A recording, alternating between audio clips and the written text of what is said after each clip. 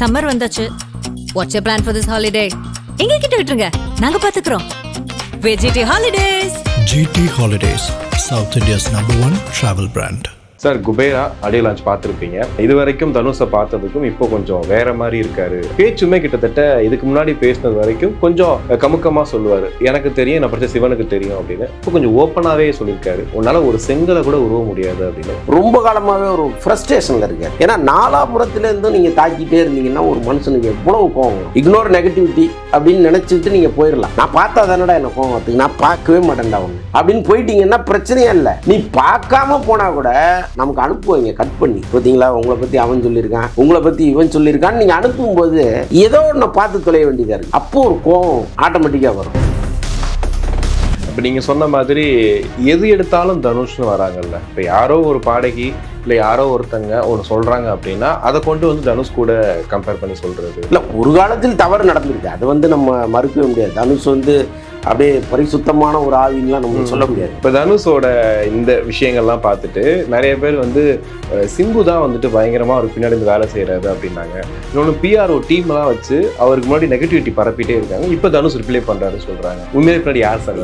அதெல்லாம் சிம்புவை பொறுத்தளவுக்கும் கூட அவரும் பக்குவமாயிட்டாரு, தனுஷும் பக்குவமாயிட்டாரு. ஸோ அந்த ஒரு சில்லறத்தனமான வேலைகளை ஒரு காலத்தில் பண்ணிட்டு அவர் ஏதோ அவர் ஒரு 20 நிமிஷம் பேசியிருப்பாரா, 20 நிமிஷம் புலம்பிட்டு போயிட்டாரு. நிலம் திரும்ப ஆரம்பிச்சிட்டாங்க. 50க்கும் மேற்பட்ட உலக நாடுகளில் 100 கோடிக்கும் அதிகமான ஆகாயம் தமிழ் பார்வையாளர்களுக்கு பேரன்பும் திருநன்றி. உலகெங்கும் வாழும் ஆகாயம் தமிழ் நெஞ்சங்களுக்கு கிறிஸ்டியின் அன்பு வணக்கம். மற்றும் நம்மோடு சினிமா விமர்சகர் வலைப்பேச்சு ஆந்திரன் நினைஞ்சிருக்காரு. வணக்கம் சார். வணக்கம் கிறிஸ்டி, எப்படி இருக்கீங்க சார்? சிறப்பாக இருக்கேன் சார். குபேரா ஆடியோ லான்ச் பார்த்துருப்பீங்க. இது வரைக்கும் தனுஷை பார்த்ததுக்கும் இப்போ கொஞ்சம் வேற மாதிரி இருக்காரு அப்படின்ற மாதிரி அவரோட உடை, அவருடைய நடை, அந்த பாவனையெல்லாம் பார்த்துருப்பீங்க. அதுலேயும் குறிப்பாக சேரில் உட்காந்துட்டு ஒரு போஸ் கொடுத்துருப்பாரு. அது இன்னைக்கு ட்ரோலாக கூட பேசிகிட்டு இருக்காங்க. அது என்னங்க திடீர்னு ஒரு மாஸ் கதாநாயகன் அப்படின்ற மாதிரிலாம் போட்டுட்ருக்காங்க. இன்னொரு சைடு ரஜினி சார் மாதிரியே தான் அவர் பண்ணிகிட்ருக்காரு, அதோட சாயல் இருக்குது அப்படின்னு. பேச்சுமே கிட்டத்தட்ட இதுக்கு முன்னாடி பேசினது வரைக்கும் கொஞ்சம் கமுக்கமாக சொல்லுவார். எனக்கு தெரியும், என்ன படிச்ச சிவனுக்கு தெரியும் அப்படின்னு. இப்போ கொஞ்சம் ஓப்பனாகவே சொல்லியிருக்காரு. உன்னால் ஒரு செங்கலை கூட உருவ முடியாது அப்படின்னு. ஏன் இந்த மாற்றம்? முதல்ல அவருடைய அந்த பாடி லாங்குவேஜுக்கு வந்துடும். அவர் சந்திரமுகியாகவே மாறி பல வருஷம் ஆச்சு. ஆக்சுவலாக ரஜினியை பார்த்து ரஜினி மாதிரி வரணும்னு நினச்சி அவர் பேசுகிறது, அந்த பேசுகிற மாடுலேஷன் அப்படி நிற்கிறது எல்லாமே கிட்டத்தட்ட ரஜினியாகவே மாறிட்டார் அவர். ஸோ அதனால் அது ஒன்றும் தவறு இல்லையே. ஒரு பெரிய நடிகரை பார்த்து நாம் அப்படி வரணும்னு நினைக்கிறது ஒன்றும் தவறு இல்லை. அதை அவர் ஃபாலோ பண்ணுறாரு, ஓகே. ரெண்டாவது ஒரு மேடையில் உட்காரும்போது அநாகரிகமாக உட்காரக்கூடாது, அவ்வளோதான். நம்ம காலத்துக்கு பக்கத்தில் உள்ளவங்க மேலே போடக்கூடாதே தவிர நம்ம மேலே பாக்கி நம்ம கன்னத்தில் இப்படி கையை வச்சுட்டு உட்காந்துருக்கிறதுல ஒரு தவறும் இல்லை. அதை எப்படி பெரிய தவறாக இங்கே பேசுகிறாங்கன்னு எனக்கு புரியவே இல்லை. மூணாவது, நிறைய விஷயங்களை உடச்சி பேசுனது. ஆக்சுவலாக ரொம்ப காலமாகவே ஒரு ஃப்ரஸ்ட்ரேஷனில் இருக்கார். ஏன்னா நாலாபுரத்துலேருந்து நீங்கள் தாக்கிட்டே இருந்தீங்கன்னா ஒரு மனுஷனுக்கு எவ்வளவு கோவம் வரும். நீங்கள் இக்னோர் நெகட்டிவிட்டி அப்படின்னு நினச்சிக்கிட்டு நீங்கள் போயிடலாம். நான் பார்த்தா தானடா என்ன கோவம் வரத்துக்கு, நான் பார்க்கவே மாட்டேன்டா ஒன்று அப்படின்னு போயிட்டீங்கன்னா பிரச்சனையே இல்லை. நீ பார்க்காம போனால் கூட நமக்கு அனுப்புவீங்க கட் பண்ணி. பார்த்தீங்களா, உங்களை பற்றி அவன் சொல்லியிருக்கான், உங்களை பற்றி இவன் சொல்லியிருக்கான்னு நீங்கள் அனுப்பும்போது ஏதோ ஒன்று பார்த்து தொலைய வேண்டியதாக இருக்குது. அப்போது ஒரு கோவம் ஆட்டோமேட்டிக்காக வரும். அப்புறம் அவரோடு பழகியவர்கள், அவரோடு ஒரு காலத்தில் இருந்தவர்கள்லாம் அவர் மேலே வைக்கிற குற்றச்சாட்டு இருக்குல்ல. ஸோ அது எல்லாமே கொஞ்சம் கவனிக்கத்தக்கதாகவும் இருக்கும். நீங்கள் வேணால் அதை கண்டுக்காமல் போகலாமே தவிர இந்த சொசைட்டி அதை பற்றி விவாதிக்கல. அப்போது ஒரு கட்டத்தில் மண்டக்குள்ள கரப்பம்பூச்சி ஓட ஆரம்பிச்சிடும். என்னடா அப்படி பண்ணிகிட்டே இருக்காங்களே, எங்கேயாவது சந்தர்ப்பம் கிடைக்கும்போது போட்டு புலந்துடணும்னு தோணும். அதுதான் நேற்று மேடையில் தனுஷ் பண்ணது. ஸோ அதனால் அவர் பாயிண்ட் ஆஃப் வியூவிலேருந்து பார்க்கும்போது தவறு இல்லைன்னு தான் நான் பார்க்குறேன். ஏன்னா ஒரு மனிதன் ரொம்ப வெட்ட வெளிச்சமாக எல்லாத்தையும் அக்கு வேற ஆணி வேற உட்காந்து பதில் சொல்ல முடியாது. ஆனால் ஒட்டு மொத்தமாக நான் இப்படி தான்டா, நீங்கள் என்னை பற்றி தவறாக நினச்சிக்கிட்டு இருக்கீங்க அப்படின்னு சொல்கிறது இருக்குல்ல, அந்த உரிமை கூட அவருக்கு இல்லைன்னா எப்படி? அதை தான் எடுத்து பேசியிருக்காரு. ஓகே. இப்போ நீங்கள் சொன்ன மாதிரி எது எடுத்தாலும் தனுஷ்னு வராங்கல்ல. இப்போ யாரோ ஒரு பாடகி இல்லை யாரோ ஒருத்தங்க ஒன்று சொல்கிறாங்க அப்படின்னா அதை கொண்டு வந்து தனுஷ் கூட கம்பேர் பண்ணி சொல்கிறது. யாருக்கும் டிவோர்ஸ் ஆச்சுன்னா இல்லை தனுஷ் அந்த கதையில் இருக்காரு, அதனால தான் அப்படி ஆயிடுச்சு அப்படிங்கிறது. ஸோ ஏன் சார் எல்லாத்துக்கும் தனுஷ்கிட்டே போகிறாங்க? இல்லை, ஒரு காலத்தில் தவறு நடந்திருக்கு, அது நம்ம மறுக்கவே முடியாது. தனுஷ் அப்படியே பரிசுத்தமான ஒரு ஆவின்லாம் நம்ம சொல்ல முடியாது. அவர் வயதில் அவருக்கு தேவைக்கு அதிகமாக கிடைச்சிது, அவர் பயன்படுத்தினார், அதுதான் அன்னைக்கு நடந்தது. தவறு தான் அது. நீங்கள் அந்த வயசு போடுற ஆட்டம் இருக்குல்ல, அது கட்டாயமாக நீங்கள் அந்த வயதுக்கு நீங்கள் நினச்சி பார்க்காததெல்லாம் உங்கள் கைக்கு கிடைக்கும் போது ஆட தான் வைக்கும். இன்றைக்கி இண்டஸ்ட்ரியில் பல பேர் அதை செஞ்சுட்டு இங்கே வந்தவங்க தான். இன்றைக்கி தத்துவம் பேசுகிற பல பேர் ஒரு காலத்தில் சாராயத்தை குடிச்சிட்டு தலைகீழ கவுந்தவங்க தான். ஆனால் இன்றைக்கி தத்துவம் பேசுகிற ஏஜுக்கு வந்துட்டாங்க. அவங்க சுற்றி உள்ளதை பார்க்குறாங்க, நோய் பார்க்குறாங்க, சாவு பார்க்குறாங்க, ஏழ்மையை பார்க்குறாங்க, எல்லாத்தையும் புறக்கணிப்பு பார்க்குறாங்க. எல்லாத்தையும் பார்த்த பிறகு ஒரு ஞானம் ஒன்று வருது. அந்த ஞானத்தை மேடையில் ஒப்பிக்கிறாங்க. எப்போ அப்படி ஆயிடாதீங்க அப்படி ஆயிடாதீங்கன்னு. அதுக்காக அவங்க வந்து வாழ்நாள் முழுக்க நல்லவங்க, சினிமாவுக்கு அந்த காலத்திலே நல்லவங்கன்னு நம்ம எடுத்துக்க முடியுமா? அவங்க அன்றைக்கி ஆடினாங்க, இன்றைக்கி ஒரு மனசுக்கு ஒரு பக்குவம் வந்துடுச்சு சொல்கிறாங்க. அப்படி தான் நம்ம வந்து இவர் லைஃப் எடுக்க வேண்டியதாக இருக்குது. ஒரு 8 வருஷத்துக்கு முன்னாடி உள்ள தனுஷ் இன்றைக்கி கிடையாது. ஆனால் 8 வருஷத்துக்கு முன்னாடி உள்ள தனுஷ் இன்றைக்கும் இருந்தாருன்னா யார் வேணாலும் அவர் சட்டையை பிடிக்கலாம், யார் வேணாலும் இந்த குற்றச்சாட்டை வைக்கலாம். ஏன்னா உங்களால் இன்னொரு குடும்பம் கெடுதுன்னா கட்டாயமாக அதை செய்யலாம். ஆனால் ஒரு கட்டத்தில் அவர் எல்லாத்துலேருந்து வெளியில் வந்துடுறார். வந்துட்டு முழுக்க தன்னை வந்து ஒரு ஒர்க்கஹாலிக்காக மாற்றிக்கிறார். அதுக்கப்புறம் அவருக்கு அதுக்கு நேரமே கிடையாது. அப்படி வந்துட்டு அவரை நீங்கள் திருப்பி கொண்டு போய் பழைய வாழ்க்கையில் சேர்த்து அது நடந்துச்சு இது நடந்துச்சுன்னு சொல்லும் பொழுது அது எப்படி அவரால் தவிர்க்க முடியும், எப்படி அதை வந்து புறக்கணிக்க முடியும்? ஓகே, இப்போ தனுஷும் அவங்களுடைய மனைவியும் ஒன்றா வந்துட்டு அவங்களுடைய மகனோட பட்டமளிப்பு விழாவில் பார்த்தோம். இவ்வளோ நாள் நீங்கள் தான் ஆக்சுவலி நிறைய சொல்லிட்டு இருந்தீங்க, அவங்களுக்குள்ள ஒரு எப்பவுமே ஒரு கான்டாக்ட் இருந்துகிட்டே இருக்கு அப்படின்ட்டு. ஆனால் வெளியில் விவாகரத்துன்னு சொல்கிறாங்க. ஆனால் அந்த வீடியோ பார்க்கும்போது விவாகரத்தான எந்த அறிகுறியுமே இல்லை. எல்லா பேரண்ட்ஸ் மாதிரி ரொம்ப ஜாலியாக போயிட்டு வராங்க. இது எப்படி சார் எடுத்துக்கிறது? இதை பார்த்து தான் ஒவ்வொரு தம்பதிகளும் இங்கே கற்றுக்கணும். ஏன்னா நீங்கள் வெறும் கணவன் மனைவியாக இருந்துட்டு உங்களுக்குள்ள பிரச்சனை வந்துருச்சுன்னா பிரச்சனையே கிடையாது. விருப்பப்பட்டால் வாழலாம், இல்லைன்னா கிளம்பி போயிட்டே இருக்கலாம். ஆனால் 2 குழந்தைகள்னு வரும்பொழுது நீங்கள் குழந்தைகளுக்காக ஒரு வாழ்க்கையை வாழ வேண்டியதாக இருக்குது. மனமுறிவுங்கிறதெல்லாம் ரொம்ப சர்வசாதாரணமாக இருக்குது. எல்லா ஐடி துறையில் இருக்குது. பொது வாழ்க்கையிலே நிறைய பேர் குடும்பங்களில் வந்துடுச்சு. இப்போ நம்ம ஒரு தெருவில் இருக்கோம்னா தெருவில் 4 வீடு தள்ளி ஒரு வீட்டுக்கு இது மாதிரி பிரச்சனைகள் இருக்குது. அப்போ வெறும் நடிகனை மட்டும் நம்ம குறை சொல்ல முடியாது. அப்போ இவங்க என்ன பண்ணுறாங்கன்னா குழந்தைகளுக்காக நம்ம வாழ வேண்டியதாக இருக்குது. உனக்கு பிடித்த வாழ்க்கையை நீ வாழு, எனக்கு பிடித்த வாழ்க்கையை நான் வாழறேன்னு பிரிஞ்சிடுறாங்க. அவ்வளோதான். இந்த பிரிவை சட்டப்படி அனௌன்ஸ் பண்ணிட்டு போயிடுறாங்க. அதுக்கப்புறம் ரொம்ப அதை பேர்டனாக ஏற்றிக்கிட்டு நீ எங்கே போகிற நீ எங்கே வர்றங்கிறதெல்லாம் அந்த துப்புறிகிற வேலையை விட்டுறாங்க. ஸோ அப்போ ஸ்மூத் ஆகிடுது ஆட்டோமேட்டிக்காக. இந்த தனுஷ் ஐஸ்வர்யா விவகாரத்தில் கூட அவங்க வாங்கின சொத்துக்களை கூட செப்பரேட் பண்ணிக்கல. சேர்ந்து வாங்கின சொத்துக்களை கூட சேர்ந்து வாங்கின சொத்தெல்லாம் அப்படியே தான் இருக்கு, மெயின்டைன் பண்ணிட்டு இருக்காங்க.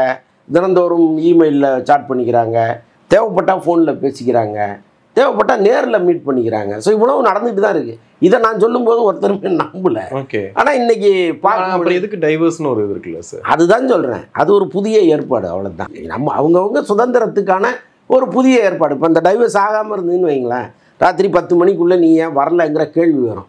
இப்போ ஒரு 12 மணிக்கு வந்தாலும் கேட்க ஆள் கிடையாது இல்லையா? ஸோ இந்த மாதிரி தான் பிரச்சனை. இப்போ தனுஷோட இந்த விஷயங்கள்லாம் பார்த்துட்டு நிறைய பேர் வந்து சிம்பு தான் வந்துட்டு பயங்கரமாக அவருக்கு பின்னாடி இந்த வேலை செய்கிறாரு அப்படின்னாங்க. இன்னொன்று பிஆர்ஓ டீம்லாம் வச்சு அவருக்கு முன்னாடி நெகட்டிவிட்டி பரப்பிட்டே இருக்காங்க. இப்போ தனுஷ் ரிப்ளை பண்ணுறாருன்னு சொல்கிறாங்க.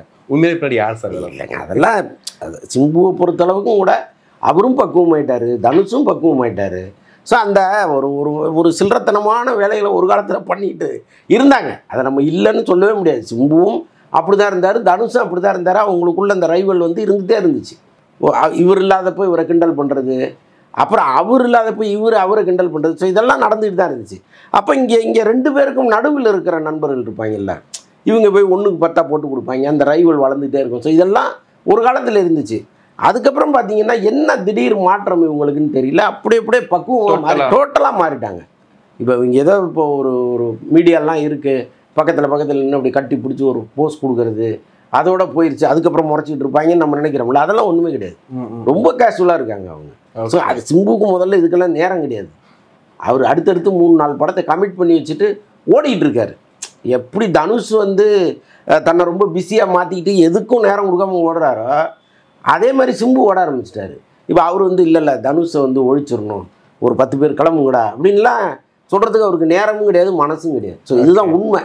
ஆனால் சோசியல் மீடியாவில் இவங்களுக்கும் பொழுது போகணும்ல, கிளப்பி விடு அப்படின்னு கிளப்புறாங்க. இல்லை, அதில் கிளப்பி விட்டது தான் ஒன்று. கஸ்தூரி ராஜா வந்து ஆரம்ப காலகட்டத்தில் சாப்பாட்டுக்கு கூட வழி இல்லாமல் இருந்தார், நான் சாப்பாடுக்கு வழி இல்லாமல் இருந்தேன்னு தனுஷ் சொல்லும் போது நிறைய பேர் வந்துட்டு என்னங்க அவ்வளோ பெரிய இயக்குனர், நீங்கள் படம்லாம் பண்ணியிருக்காரு, சினிமாவில் இருந்துட்டு ஒருத்தர் சாப்பாடு வழி இல்லாமல் இருக்க முடியுமா அப்படின்ற மாதிரிலாம் கேட்டாங்க. தனுஷ் பொய் சொல்கிறாரா, உண்மை சொல்கிறாரா, இல்லை தன்னை வந்து இப்படி காட்டிக்க நினைக்கிறாரா அப்படின்னு கேட்குறாங்களே. இல்லை, செல்வராகவனை பல இடங்களில் பதிவு பண்ணியிருக்காரு. தாங்கள் படிக்கிற காலத்தில் நமக்கு இருந்த வறுமை எப்படி இருந்ததுங்கிறதெல்லாம் அவர் பதிவு பண்ணியிருக்கிறாரு. தனுஷ் பெரும்பாலும் அதை சொல்லனா கூட இண்டஸ்ட்ரியில் நீங்கள் விசாரிச்சிங்கன்னா அது யதார்த்தமாக தான் இருக்குது. அதாவது அன்னைக்கு இன்னைக்கு இயக்குநர்கள் கொடுக்குற சம்பளம்லாம் அன்றைக்கி கொடுக்க மாட்டாங்க. இன்றைக்கி ஒரு படம் நீங்கள் கிட்டு கொடுத்தீங்கன்னா அடுத்த படம் 10 கோடி சம்பளம் 15 கோடி சம்பளம்னு இயக்குநர்களே வாங்குறாங்க. அன்றைக்கி லட்சங்கள்ங்கிறதே பெருசாக இருந்துச்சு. ஸோ அந்த காலகட்டத்தில் அவரும் பெரிய ஸ்ட்ரகிள், பிள்ளைகளை படிக்க வைக்கிறது, வீட்டு வாடகை கொடுக்குறதுன்னு அவரும் கஷ்டப்பட்டு தான் வந்தார்.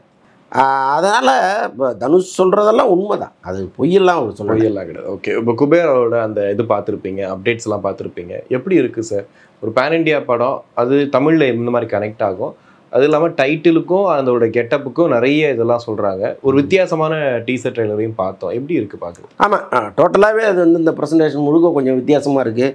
தனுஷ் தோற்றத்துக்கும் இந்த தலைப்புக்கும் சம்மந்தமே இல்லாமல் என்ன குபேராங்கிறதே பெரிய பணக்கார கடவுள் தான் குபேரன். ஆனால் அவர் பரதேசி மாரி உட்காந்துருக்காரு, தாடி மீசையெல்லாம் வளர்த்துட்டு இப்படி உட்காந்துருக்கிறாரு. அப்போது குபேரனா இருந்தவன் பிச்சைக்காரனா மாறிட்டானா, இல்லை பிச்சைக்காரனா இருக்கிறவன் குபேரனா மாறுறானாங்கிறது தெரியல. ஆக்சுவலாக இந்த சேகர் கம்லா தெலுங்கில் பெரிய டைரக்டரு, அவர் மேலே ஒரு பெரிய எதிர்பார்ப்பு இருக்குது. பட் நம்ம ஊரை பொறுத்தளவுக்கு நமக்கு தனுஷ் மேலே தான் பெரிய நம்பிக்கை இருக்கே தவிர இந்த டைரக்டரை பற்றி பெருசாக எல்லாருக்கும் தெரிஞ்சிருக்கிறதுக்கு வாய்ப்பு இல்லை. பட் அவர் ஒரு தரமான படத்தை கொடுப்பாருங்கிற எண்ணம் பேன் இண்டியா லெவல்லே இருக்குது.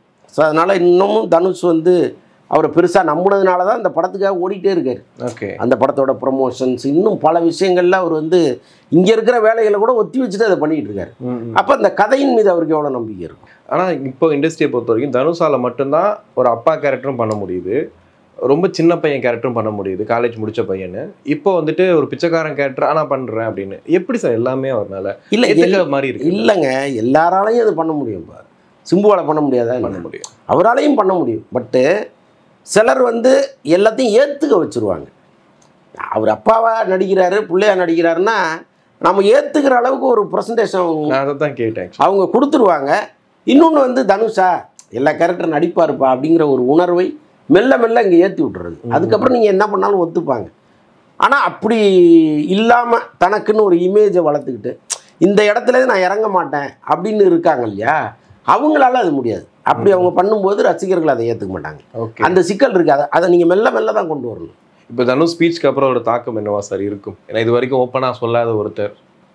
இல்லைங்க, இங்கே நம்ப மாட்டாங்க, அதான் பிரச்சனை. நீங்கள் அவர் இந்த சீதை தீயில குளிச்சுட்டு வந்த கதை தான். நீங்கள் என்ன பண்ணுங்க நம்ப மாட்டாங்க. அவர் ஏதோ அவர் ஒரு 20 நிமிஷம் பேசியிருப்பாரா, 20 நிமிஷம் புலம்பிட்டு போயிட்டார் அவர். இந்த நிலம் திரும்ப ஆரம்பிச்சிட்டாங்கல்ல. ஸோ அதனால் அதெல்லாம் வேறு. சோசியல் மீடியாவை பொறுத்தளவுக்கு இவங்க எல்லாம் இந்த ப்ளே கிரவுண்டில் இருக்கிற அந்த பால் தான் உதச்சி விளையாடுறதுக்கான ஒரு ஆட்களாக மாறிட்டாங்க பல நடிகர்கள். அதில் போட்டு உருட்ட வேண்டியது. ஓகே, அதில் இன்னொருத்தர் இப்போ தக் லைஃப்பில் கமல் அவர்கள் நம்ம மீடியாவில் இப்போ கர்நாடகாவில் போயிட்டுருக்கு, மன்னிப்பே கேட்க முடியாது அப்படின்னு சொல்லிட்டாரு. அதுக்காக எவ்வளோ போனாலும் போயிட்டு போகுது, 20 கோடி கிட்டாலும் போயிட்டு போகுதுன்னு சொல்லிட்டாரு. ஆனால் அது லாஸ்ட் மினிட்ல ஏதாவது மாறுறதுக்கு வாய்ப்பு இருக்கா? அவர் இன்னைக்கு வழக்கு போட்டிருக்காரு, கர்நாடகா உயர்நீதிமன்றத்தில் வழக்கு போட்டிருக்காரு. சட்ட ரீதியாக அதை அணுகிறார். நிஜமாக ஒரு பெரிய புரட்சிங்க. ஆக்சுவலாக ஒரு அமைப்பு அங்கே இருந்துக்கிட்டு இந்த படத்தை நான் ரிலீஸ் பண்ண விட மாட்டேன்னு சொல்லும் பொழுது சரிங்க சாமின்னு கையை கட்டிட்டு வர்றவங்கள தான் நம்ம இதுக்கு முன்னாடி பார்த்துருக்கோம். பாகுபலி கூட. ஆமாம், நீ என்ன மிரட்டுறது, போ வரமாட்டேன், நீ கேட்குறத நான் செய்ய மாட்டேன், மன்னிப்பு தானே கேட்க சொல்கிறேன், முடியாது போ அப்படின்ட்டு இவர் வந்துட்டார். அதே நேரத்தில் இது இந்தியா, நான் இந்தியன், எனக்கு எல்லா உரிமையும் இருக்குது, எல்லா மாநிலத்திலையும் தங்குவதற்கான உரிமை, தொழில் செய்வதற்கான உரிமை எல்லாமே எனக்கு இருக்குது. அப்போ என்னுடைய அடிப்படை உரிமையை நான் நிலைநாட்டுவேன் சட்டத்தின்படின்னு போகிறாரு. சரியான ஸ்டெப்புங்க இது. அவர் அங்கே போய் ஜெயிச்சு அந்த படம் தியேட்டரில் பாதுகாப்பு கொடுத்தே ஆகணும் அப்படின்னு நீதிமன்றம் சொல்லுதுன்னு வைங்க. தியேட்டரில் ஒரு பிரச்சனை பண்ணக்கூடாது, பாதுகாப்பு தர வேண்டிய வேலை அரசாங்கத்துடைய வேலைன்னு சட்டம் சொல்லுதுன்னு வைங்க. படத்தை போட்டு வாசல் 50 போலீஸ் நிற்பாங்க ஒரு தியேட்டரில். நீங்கள் அதை உருவாக்குவார் கமல். எப்படி சொல்ல வர்றேன் அப்படின்னா, காம்படிட்டிவ் கமிஷன் ஒன்று தெரியாமலே இருந்துச்சு தமிழ்நாட்டில். கமலுக்கு ஒரு தடை ஒன்று போட்டாங்க, இங்கே ரெட்டு போட்டாங்க. யாரும் தொழில் தடை விதிக்கவே முடியாது, ரெட்டே போட முடியாது. கமல் என்ன பண்ணார், நேராக காம்படிட்டிவ் கமிஷன் சொல்லி டெல்லியில் ஒரு கேஸை போட்டால் பல கோடி ரூபா அபராதம். இங்கே யாரெல்லாம் அவருக்கு ரெட்டு போட்டாங்களோ பல கோடி ரூபா அபராதத்தை போட்டாங்க. கதறிட்டாங்க இவங்க. ஐயோ என்ன பண்ணுறது, திருப்பி போய் கமல்கிட்ட போய் கெஞ்சி, சார் தெரியாமல் நடந்து போச்சு, நீங்கள் வாபஸ் வாங்கன்னா வாபஸ் வாங்கவே இடம் இல்லைன்ட்டாங்க. எப்போ நீங்கள் ஒன்ஸ் போட்டிங்களோ அவ்வளோதான், அதுக்கப்புறம் நீதிமன்றம் பார்த்துக்கோ, நீங்கள் வாபஸெல்லாம் வாங்க முடியாது. இப்போ அது மாதிரி ஒரு பெரிய சிக்கலில் கொஞ்சம் பேர் இருக்காங்க, இன்னும் அந்த இது முடியல. அந்த மாதிரி பண்ணி விட்ருவார் அவர். அதனால் அவருக்கான உரிமையை அவர் கேட்டு போயிருக்காரு. பார்ப்போம் இது என்ன நடக்குதுன்னு. ஓகே, இல்லை அது சொந்தமாக தயாரித்து படம் அவர் தான் ரிலீஸும் பண்ணுறாரு. அப்படின்னும் போது இந்த லாஸ் ஆகிறத பற்றி யோசிக்க மாட்டாரா இப்போது? இல்லைங்க, லாப நஷ்டங்கிறத தாண்டி நம்ம சொன்னது பொய்யா நிஜமாங்கிறது ஒன்று இருக்குல்ல, பொய்யா உண்மையான ஒன்று இருக்குல்ல. பொய் சொல்லலைல்ல அவர், உண்மைதான். அப்புறம் எதுக்கு மன்னிப்பு கேட்கணும்? ஏன் மன்னிப்பு கேட்கணும்? பொய் சொன்னால் பரவாயில்ல, வரலாறு அதுதான் சொல்லுது, புராணங்கள் அதுதான் சொல்லுது, ஆராய்ச்சியாளர்கள் அதுதான் சொல்கிறாங்க. அப்புறம் நான் எதுக்கு போய் உங்கள்கிட்ட மன்னிப்பு கேட்கணும்? அதனால் முடியாதுங்கிறாரு. சரியான விஷயம் தானே செய்யணும். ஓகே, இல்லை ப்ரொமோஷன்லாம் பார்த்துருப்பீங்க, உலகளாவிய ப்ரொமோஷன்ற மாதிரி தான் இருந்துச்சு. இங்கே USA வரைக்கும்லாம் போய் பண்ணிட்டு வராங்க. ஆமாம், இதுக்கு முன்னாடி விக்ரமில் பண்ணார். பெரிய பெரிய ஹீரோக்கள் அவங்களாம் ப்ரொமோஷன்லாம் பண்ண மாட்டாங்க, மேக்ஸிமம் ஒரு ஆடியோ லான்ச்சில் பேசுவாங்க அப்படின்னு. ஆனால் கமல் இவ்வளோ தூரம் பண்ணுறதுக்கான ரீசன் என்ன சார்? இப்போ தாங்க சினிமாவை நேசிக்கிறவங்களால தான் செய்ய முடியும்.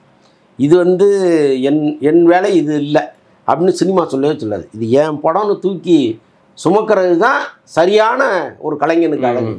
அதை வந்து அவர் செய்கிறார். ரொம்ப 100% மனப்பூர்வமாக செய்கிறார். ஏதோ ஒரு வேண்டா வெறுப்பா கூப்பிட்டாங்களேன்னு வந்து நிற்கிற வழக்கம் கமலுக்கு எப்போவுமே கிடையாது. அவருடைய ஆரம்ப காலத்திலேருந்து அவருடைய படங்களுக்கு ஒரு எவ்வளவோ நீங்கள் இன்புட் போட முடியுமோ போட்டுக்கிட்டே இருப்பார்.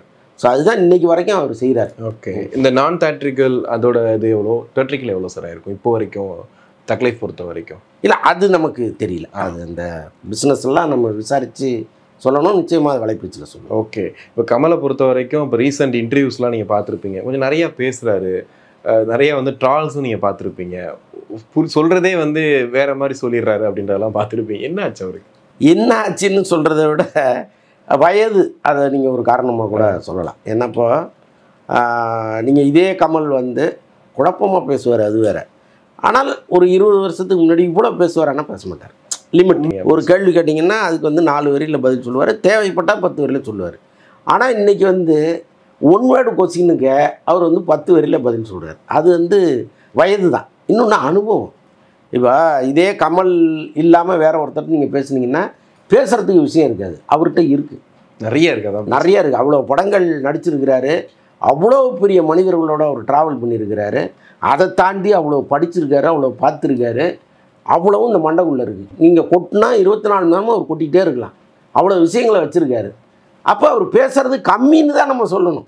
இப்போ கமல் மாதிரி ஒரு லெஜண்ட் வந்து பேச பேச நீங்கள் குறிப்பெடுத்து வச்சுக்கிறது தானே உங்களுடைய அறிவை வந்து மேலே கொண்டு போவோம். ஆனால் நம்ம என்ன பண்ணுறோம், ட்ரோல் பண்ணுறோம், என்ன இவர் இப்படி பேசுகிறாருங்கிறோம். பட் என்ன பண்ணுறது, அது நம்முடைய ரசனை எப்படி இருக்குது. கண்டிப்பாக சார், நிறைய விஷயங்கள் பேசணும். நன்றி. நன்றி. சம்மர் வந்தாச்சு. What's your plan for this holiday? எங்க கிட்ட விட்டுருங்க, நாங்க பாத்துக்கிறோம். VGT Holidays.